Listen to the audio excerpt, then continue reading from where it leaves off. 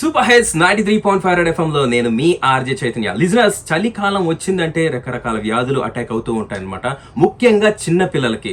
So వాళ్ళని ఎంత జాగ్రత్తగా చూసుకోవాలంటే అంత జాగ్రత్తగా చూసుకోవాలి, కంటికి రెప్పలా చూసుకోవాలి. సో ఎన్నో సమస్యలు వస్తూ ఉంటాయి పిల్లలకి కూడా. మనకి ఏంటంటే పేరెంట్స్ కి రకరకాల డౌట్స్ అనేటివి కూడా ఉంటాయన్నమాట.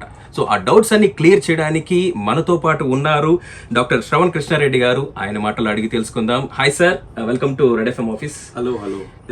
నేను డాక్టర్ శ్రావణ్ కృష్ణారెడ్డి. నేను paediatrician and new born specialist. నేను ఫ్యామిలీ ట్రీ క్లినిక్స్ ప్రస్తుతానికి ప్రాక్టీస్ చేస్తున్నాను. So we are opening a hospital soon next year in Bairagpattana. So yes sir, చెప్పండి.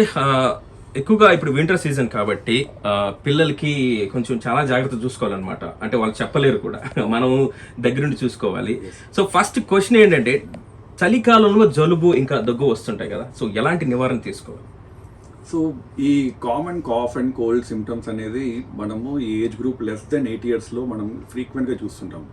స్టార్టింగ్ ఫ్రమ్ న్యూ బార్న్స్, తర్వాత ఇన్ఫాంట్స్, తర్వాత school going kids, pre schoolers, వీళ్ళందరిలో ఒక్కొక్క ఏజ్ గ్రూప్లో ఒక్కొక్క different types of cough and cold causative factors అనేది ఉంటాయన్నమాట. సో ఈ మెయిన్ ఆర్గానిజమ్స్ ఏంటంటే, ఒకటి ఇన్ఫెక్షన్స్ వల్ల వస్తుంది, లేదంటే అలర్జీ వల్ల వస్తుంది. సో బేసికలీ ప్రతి కాఫ్ సిరప్ మనం ఇవ్వాలంటే ఇన్ఫెక్షన్ వల్ల ఉందా లేదంటే అలర్జీ వల్ల ఉందా అని తెలుసుకోవాలి. So infections, viral infections, bacterial infections. Allergens ఏంటంటే ఈ పొల్లన్ గ్రెయిన్స్, అటోపీ అంటారు దాన్ని. సో మనం దాన్ని డిఫరెన్షియేట్ చేసుకొని చూసుకోవాల్సి వస్తుంది. సో బేస్డ్ ఆన్ దిస్ మనం we need to visit a pediatrician. We need to understand antibiotics అవసరమా, లేకపోతే నార్మల్ కాఫ్ సిరప్ అవసరమా, నెబులైజేషన్ అవసరమా, ఏమేమి అవసరం అనేది the pediatrician would definitely suggest. Age group wise medicines అనేది డిఫర్ అవుతూ ఉంటాయి. So these are the things. And sir, ఇంకొకటి, ఫెస్టివల్ సీజన్ రీసెంట్ గా కంప్లీట్ అయింది, దీపావళి, అండ్ వింటర్ సీజన్ కూడా స్టార్ట్ అయిపోయింది.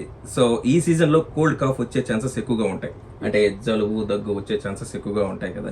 సో ఏ విధంగా వాటిని నివారించడానికి ముందస్తు జాగ్రత్తలు తీసుకోవాలి? ఎస్, ఫస్ట్ ఆఫ్ ఆల్ మనకు ఒక పిల్లవాడు ఆల్రెడీ నాన్ కేస్ ఆఫ్ ఒక ఆస్తమా ప్రాబ్లం ఉంది, లేకపోతే ఏదైనా బ్రీతింగ్ ఇష్యూస్ ఉన్నాయి, ఫ్యామిలీలో ఆల్రెడీ ఉన్నాయంటే వాళ్ళు ఈ Diwali season and combine to winter చాలా జాగ్రత్తగా కేర్ఫుల్గా ఉండాలి. సో ఇండోర్స్ సెలబ్రేట్ చేసుకోవడం, గ్రీన్ దివాళీ అంటున్నారు ఇప్పుడు, green Diwali is a trend. So ఇవన్నీ కొంచెం చూసుకోవాలి. అండ్ ఇదేంటంటే ట్రిగరింగ్ ఫ్యాక్టర్స్ అంటారు, స్మోక్, పొల్లెన్, కోల్డ్.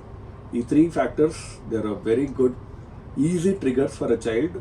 ముందుగానే ఆల్రెడీ ఆస్తమా ఉన్న పిల్లలకి చాలా ఈజీగా వాళ్ళు ట్రిగర్ అవుతారు. దీనివల్ల ఏంటంటే ఈజీగా shortness of breath, fast breathing, దగ్గు ఎక్కువ రావడం, అసలు ఊపిరి సరిగ్గా అందకపోవడం, ఇలాంటివి సడన్ డిటోరియేషన్ ఉంటుంది. సో దానివల్ల ఇండోర్ దివాళీ చాలా జాగ్రత్తగా కొంచెం ప్రికాషన్స్ తీసుకోవాల్సింది. And that's what I convey to the parents.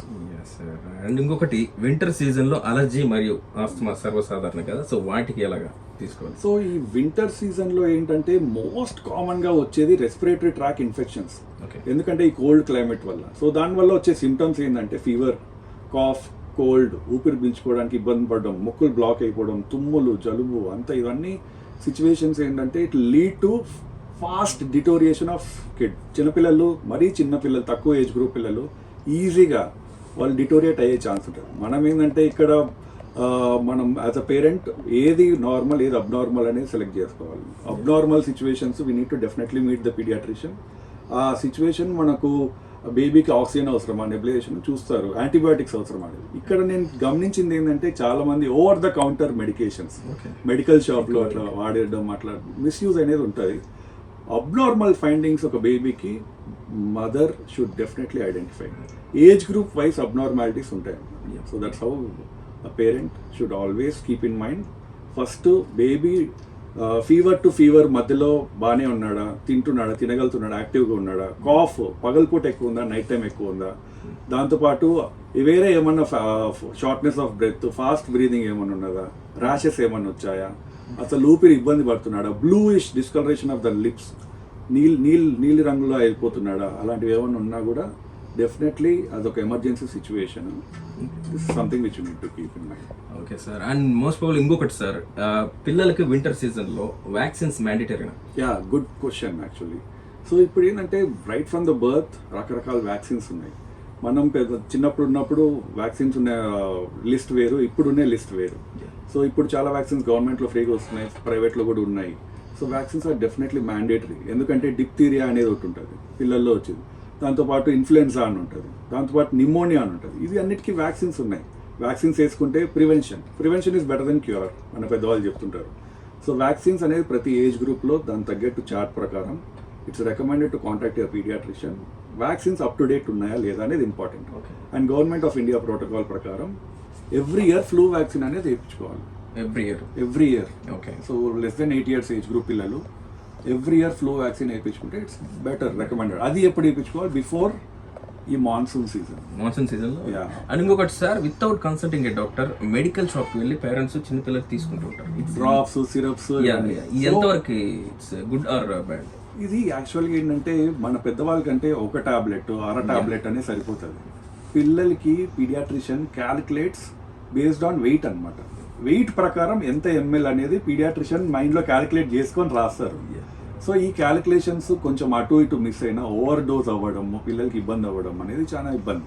ఇంకోటి ఏంటంటే కాఫ్ సిరప్స్ 30 రకాలు ఉంటాయి. ఏ రకము ఎక్కడ పని చేస్తుంది అనేది పీడియాట్రిషియన్స్ ఎత్తు పెట్టి చూస్తే అర్థమవుతుంది. ఆ పిన్ పాయింటెడ్ ట్రీట్మెంట్ అనేది ఉంటుంది. మెడికల్ షాప్ లో ర్యాండమ్ గా ఇచ్చేస్తే that's something which might cause side effects to the baby.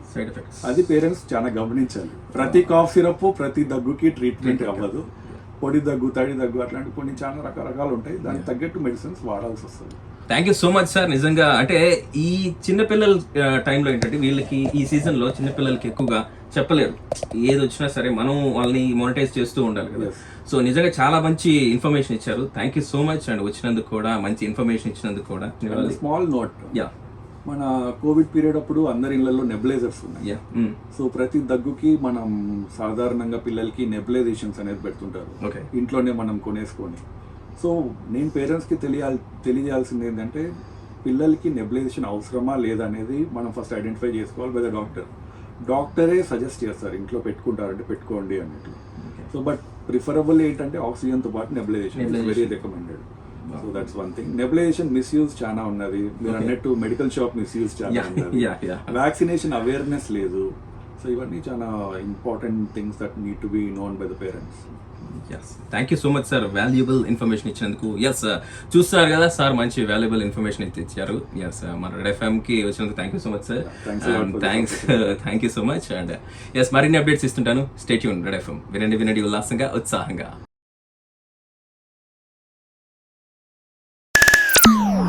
ఇక హుక్కు హుక్కు హుక్కు హుక్కు హుక్కు హుక్కు హుక్కు హుక్కు హుక్కు అయిపోతారు సౌండ్ కే 93.5 రెడ్ ఎఫ్ఎం.